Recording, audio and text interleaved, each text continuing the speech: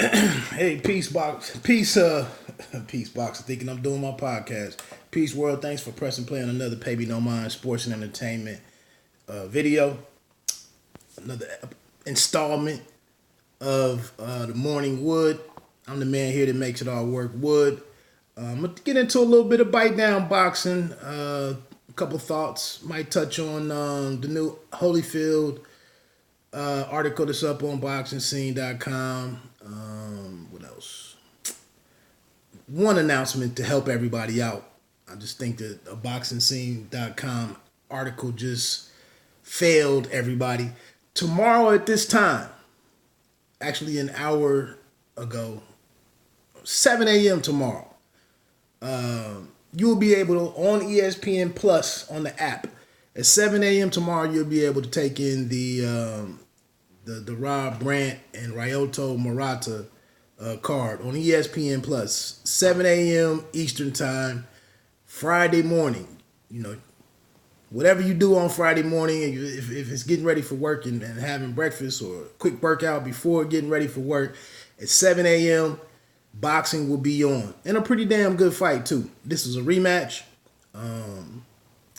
Somewhat not sure why the rematch is happening, other than it's a chance for Brant to go over to Japan and face a guy that he won a belt from on his home turf.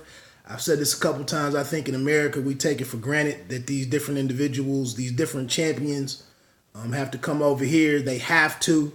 There's this notion out there that boxing isn't really that international, maximizing the revenues for the fight and all of that, et cetera, et cetera. It has to be in the United States. And that's a challenging thing, especially when we're at the point where the American fighters or North American fighters never have to go, or rarely have to go across seas to do something. We saw Spence do it. I guess Dorticos lives in Miami. I believe lives and trains in Miami. He's done some stuff across the way. Who else? It looks like Lomachenko will be facing Campbell. I think that's set for over in Europe. But anyway, tomorrow at 7 a.m. Eastern Time. I've said it 3 or 4 times now. If you want to catch that fight, and I think it's interesting. It's an interesting fight because I think Rob Brant is a guy that's kind of coming into his own in terms of being a player once at middleweight, and his confidence seems to be through the roof now. And then moving forward with his effectiveness and his style, I think he wins the fight. Interesting note, kid that I've had on the podcast before, or at least on the video, on the interview on the channel, Isaiah Steen out of Cleveland, Ohio, super middleweight, who plans to move down to middleweight, but he actually spent some time over there helping to prepare Murata for this rematch. So a little tie-in for Ohio, and hopefully Steen will be able to get on the scene here moving forward in the next couple of months. By the end of 2019, maybe, there's a chance for the boxing world to get familiar with him. Saturday is the homecoming fight for Shakur Stevenson. In the co-main will be Joshua Greer Jr. against Nikolai Potapov. And I think Greer Jr.'s, I don't know if this was, I haven't been able to track the man down to confirm it, but Nathaniel Gallimore is also making a return on this one. He's been inactive for a good stretch now. So, action Saturday. That Gorman and Dubois fight is Saturday for what? British heavyweight champion or something. That's on this weekend on BT Sport, I believe. Showbox tomorrow night. Jamal James, PBC, Saturday. So a lot going on this weekend. Rambling a little bit, but It's funny how we can all watch the same fight. Millions of us can all watch the same fight, and we all have millions of different takeaways from that fight. And I just saw a clip looking for something to talk about this morning, where Holyfield, the great Holyfield, he favors Andy Ruiz to defeat Anthony Joshua. What's new?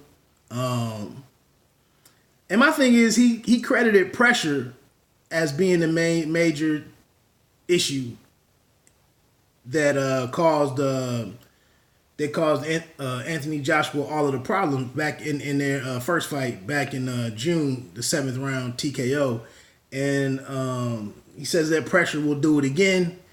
And, Ruiz just has to do the same thing. And I'm sitting here like, well, how was it really pressure when he had the man hurt, when Ruiz had Joshua hurt from round, the middle of round 3 when he got the 2 knockdowns coming off of him getting up off of the canvas, gets his 2 knockdowns, and then he lets a very hurt, AJ kind of try to sort things out the next few rounds. And I think Joshua even won like round 5 or something.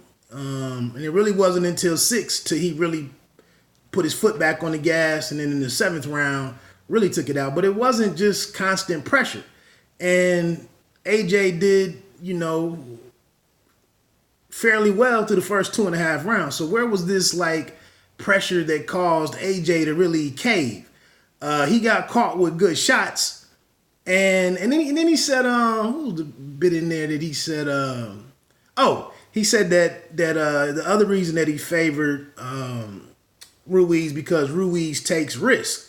That was what got Anthony Joshua in trouble, was taking a risk by recklessly running in there a little bit too early on Ruiz, trying to get to close out the fight, and probably went away from the best real estate for him to operate from.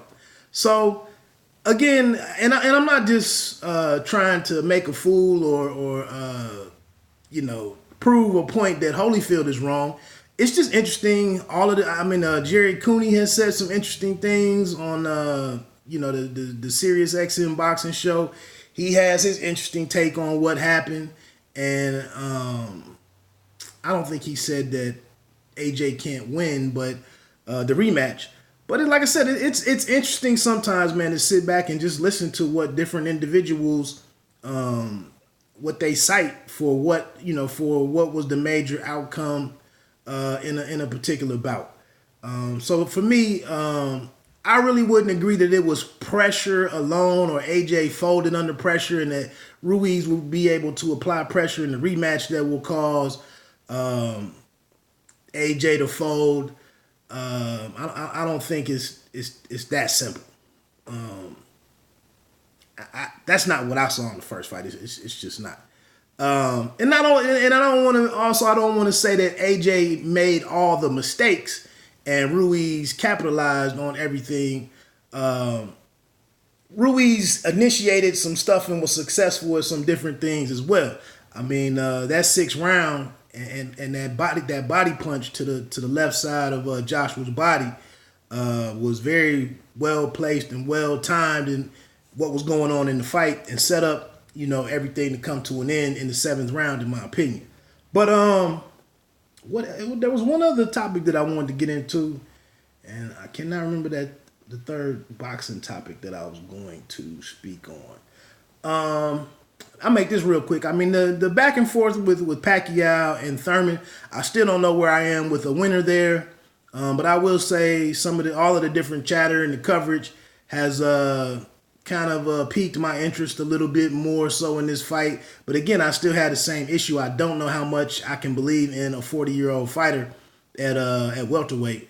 But again, it has that just enough of the intrigue there, because Keith Thurman has had that inactivity over the last 2.5, 3 years, to where he's hard to bet on too. So it's an interesting fight. I did see where it will be at theaters nationwide. That's where I'll be checking it out to help myself out, with the cost of it, but still seeing a good fight, good card. The only thing is that Caleb fight being on regular Fox. So how do I get you know, that's a little something logistically to figure out. But look, let me get on out of here, man. I want to stay under 10 minutes. You don't have to be great to start, but you have to start to be great. Peace.